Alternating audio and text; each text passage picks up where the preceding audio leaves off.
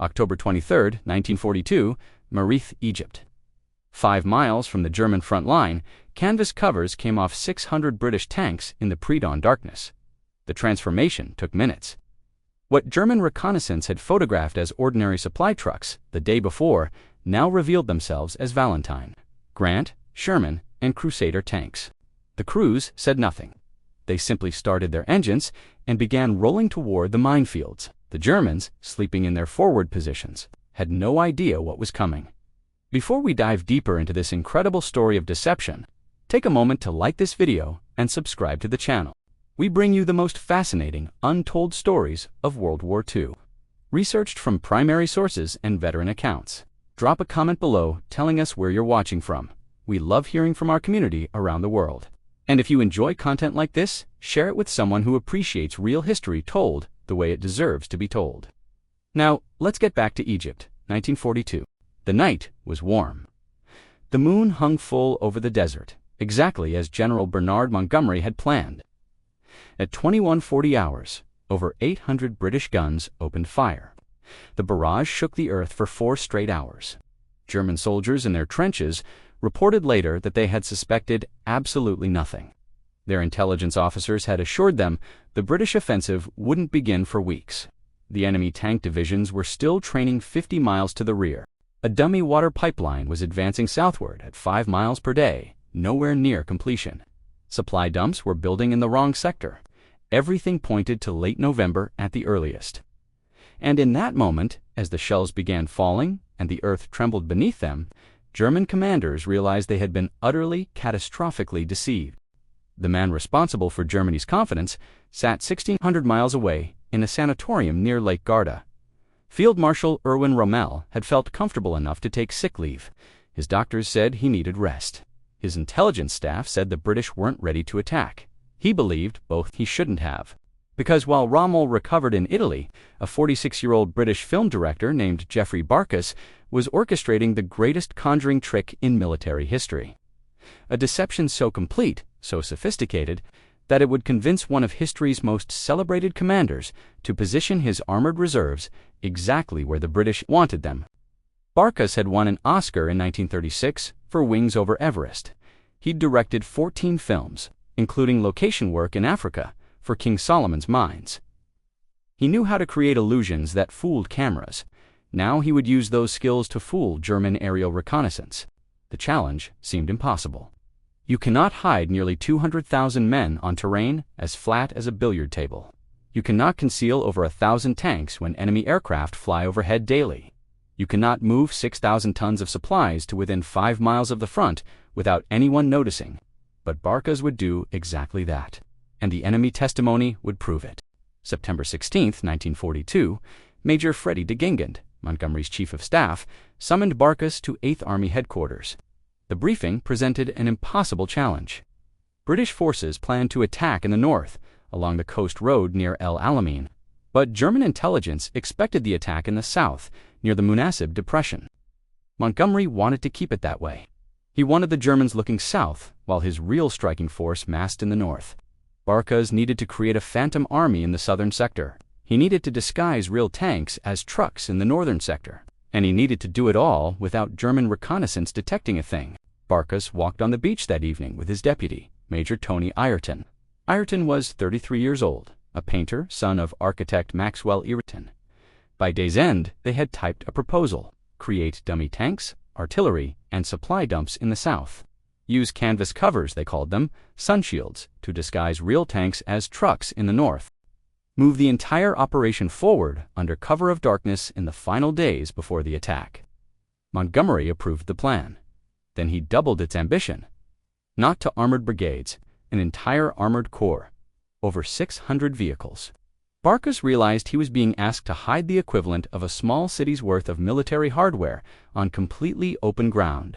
The Sunshield concept wasn't entirely new. General Archibald Wavell, former Commander-in-Chief Middle East, had handed Barkas a handwritten note in April 1941. A simple sketch accompanied it. Is it a wild idea that a tank could be camouflaged to look like a lorry from air by light canvas screen over top? Wavell had written. It might be useful during approach march. The idea was there, it just needed engineering. The first prototype failed catastrophically. A stage magician named Captain Jasper Maskelyne built it from heavy wood. It required 12 men to lift it. Disintegrated during the first trial run on a Crusader tank. Maskelyne, grandson of the famous Victorian illusionist John Neville Maskelyne, contributed little else to Operation Bertram. His role has been significantly exaggerated in popular accounts. The successful Mark II Sunshield demonstrated elegant engineering. Canvas stretched over a light steel tube frame, manufactured in 2 hinged halves that mounted on the tank's sides. 2 men could lift each half. The entire system could be fitted or removed in minutes. RAF pilots, testing the design, confirmed that from as low as 500 feet altitude, sunshielded tanks convincingly resembled AEC Matador heavy trucks. Different models fit various tank types: Crusaders, Valentines, American-supplied M3 Grants, M4 Shermans. The canvas covers were painted to mimic specific truck profiles. From overhead reconnaissance photographs, the shadows, dimensions, and general appearance, exactly 722 Sunshields were manufactured and deployed for Operation Bertram. But hiding tanks was only half the deception. Barca's needed to create an entire Phantom Army in the South. This required a level of theatrical production that would have impressed Hollywood. His team included Staff Lieutenant Brian Robb, a Punch magazine cartoonist, Captain Hugh Catt, a Cambridge zoologist whose 1940 textbook Adaptive Coloration in Animals had become essential reading for military camouflage officers, and Lieutenant Colonel Charles Richardson, who integrated the entire deception scheme into the broader operational plan. Richardson later admitted this was the first deception plan he ever created. Remarkable, given its complexity and perfect execution. 3 companies of pioneer troops recruited from East Africa, Mauritius, and Seychelles manufactured the deception materials. 1 company wove palm fronds into tank bodies and turrets. Another prepared Hessian covers. The third painted everything to the required realism. Security was maintained by keeping the companies separate in distant camps, with exclusive canteens that discouraged social mixing with other units. They constructed over 500 dummy tanks from local materials. Calico stretched over palm frond hurdles mounted on frameworks that could simulate various tank types. Some were mobile, built over jeeps to create movement. The Briar area, named after Brian Robb, displayed over 700 dummy supply stacks, representing food, petrol, and ammunition. The piece de resistance was Operation Diamond, a dummy water pipeline constructed from thousands of flattened 4-gallon petrol cans laid end to end. It advanced southward at a deliberate pace of 5 miles per day, complete with dummy pump houses, overhead storage tanks, filling stations, and strawman personnel. The pipeline was deliberately left 10 miles short of completion on the day of the attack. Every detail suggested British preparations remained weeks from readiness. German reconnaissance photographed it all. They charted the pipeline's progress. They counted the dummy supply dumps. They tracked the Phantom tank concentrations building in the south. Every photograph confirmed what German intelligence expected to see. Meanwhile, the real preparations proceeded with meticulous care. September 27, 1942, 28 days before Montgomery's planned attack, Operation Bertram execution began. Real trucks parked openly in the Merethe assembly area. They had been there for weeks, establishing a normal pattern visible to German reconnaissance. British tanks and artillery remained openly visible far behind the lines, apparently still forming up in training. Then came the switch. October 20th to 21st, 3 days before the attack. 10 Corps armored divisions moved forward to Merethe under cover of darkness. Before dawn, tank crews emerged and fitted the 722 Sunshields. The transformation took minutes. The tank park became an apparent truck depot. Track marks were obliterated, empty fuel cans collected, dummy tanks erected at the original positions to maintain the illusion that British armor remained days away from striking distance. Simultaneously, 360 camouflage units disguised 425-pounder field guns and their limbers as 3-ton trucks. Real wheels remained visible for authenticity. Canvas frames over poles transformed the gun profiles. Morris C8 QUAD tractors received similar treatment. Barkas later wrote that this concentration seems to have been quite undetectable, right up to the instant when its disguise was thrown off and the gunners opened fire. The supply concealment demonstrated particular ingenuity. At El Alamein railway station, just 5 miles behind the front, the British hid 3,000 tons of stores. 2,000 tons of petrol over 100,000 4-gallon cans stacked in 100 stone-faced slit trenches where shadows rendered them invisible from aerial reconnaissance. Food supplies were stacked to resemble truck parks under camouflage nets. Another 3,000 tons sat at El Imahide 15 miles east. 6,000 tons of supplies, 722 disguised tanks, 400 hidden artillery pieces, all within 15 miles of the German front line, all invisible to enemy reconnaissance. German intelligence assessments before the battle reflected systematic certainty about British intentions. All of it catastrophically wrong. The Panzer Army Intelligence Summary predicted the main British attack would come in the southern sector, only supporting attacks along the coast road in the north. Captured Italian maps marked British 10th Corps armored divisions positioned in the south.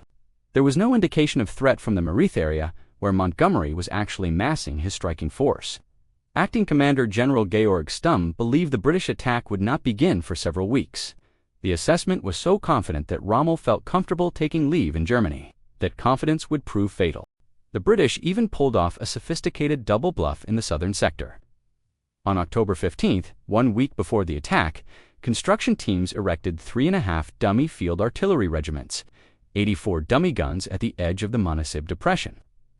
Unlike other dummy positions maintained with meticulous care, these were deliberately allowed to deteriorate over the following days. They became increasingly obvious fakes that German reconnaissance would identify and dismiss. The Germans took the bait. Intelligence officers concluded the guns at Montgomery were obvious dummies, designed to draw attention. German commanders filed away this position as a harmless decoy. When the real battle commenced on October 23rd, British crews removed the dummies under cover of darkness and replaced them with real artillery. The guns remained utterly silent for an entire day. On October 24th or 25th, a German tank column attacked what they believed was a decoy position.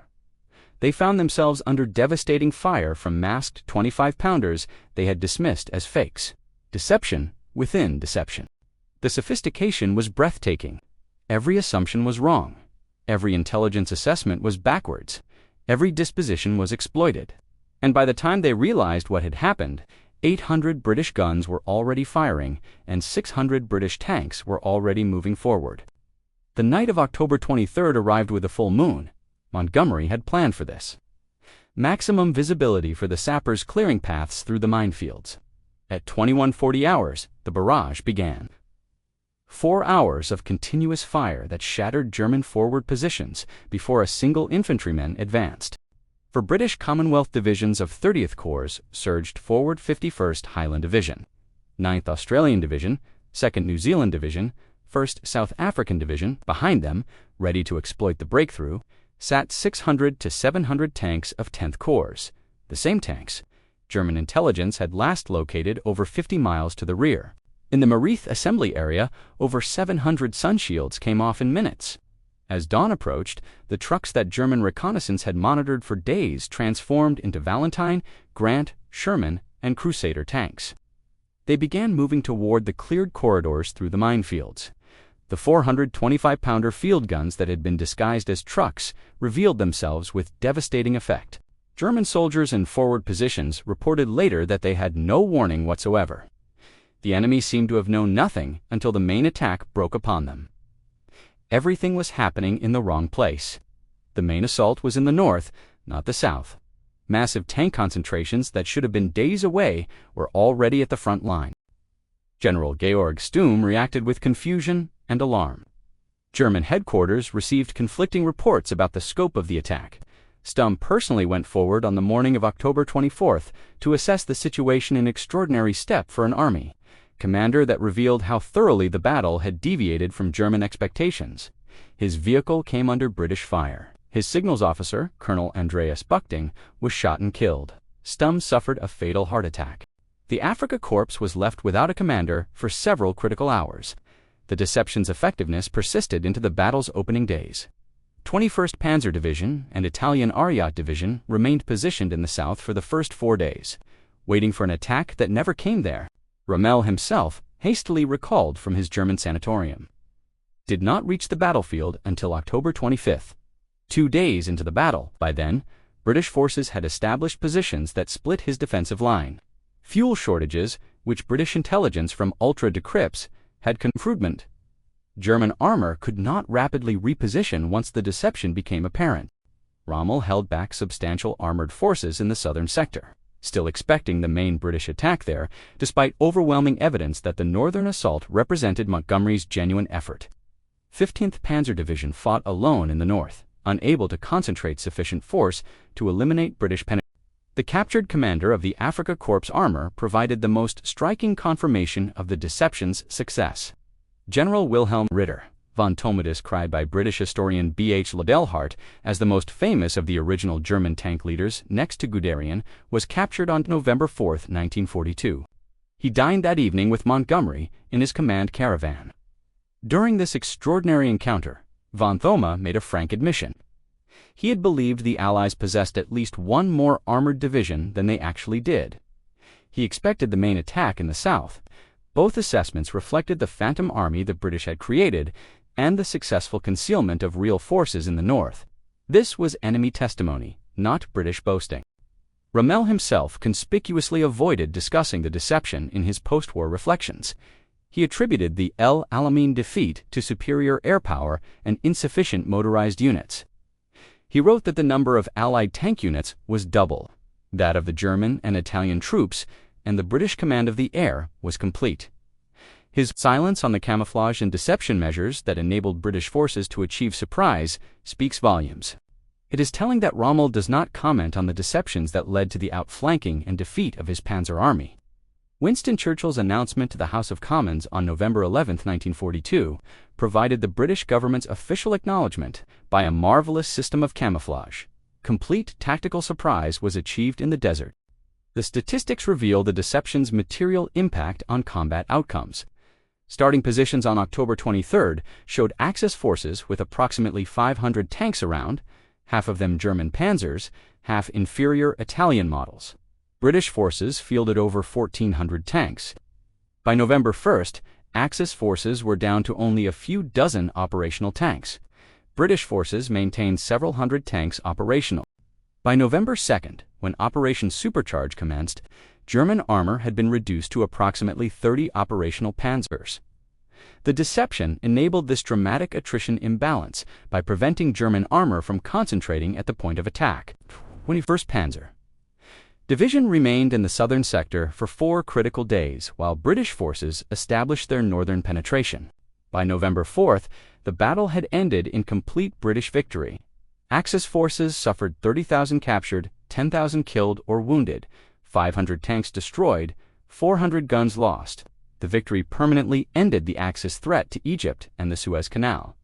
It coincided with Operation Torch, landings in northwest Africa, on November 8th.